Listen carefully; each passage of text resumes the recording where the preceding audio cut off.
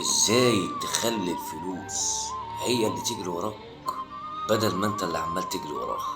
خلينا الصراحة، كله بيجري ورا الفلوس، كلها عايزة تحقق أحلامها وهي قاعدة مكانها من غير ما تتعب. حتى التفكير مش هين عليه، ياخد من وقته شوية وقت ويفكر، مع ان التفكير ده لصالحه.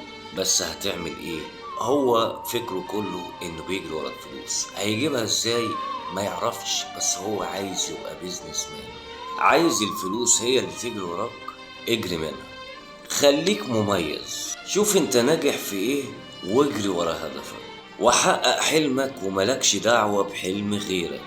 اكتب سكريبت لهدفك وامشي عليه بحذافيره.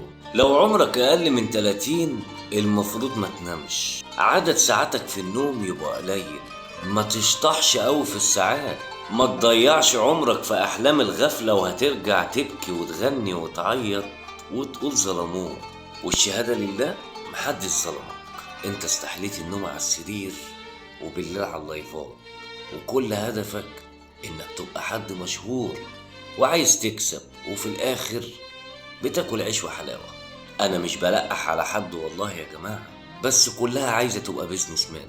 يعني انت عايز تبقى رجل اعمال وانت اصلا ما اكتملتش عندك الرجولة.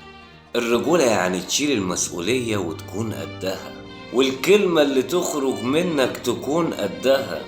لو عندك هواية نميها بس بشرف، وما تتكلش على غيرك علشان غيرك ما تكون على غيره، وما تركزش في تركيز غيرك في هدفه علشان ده بيقلل من تركيزك لهدفك. وبصوت غسان مطر: اعمل الصح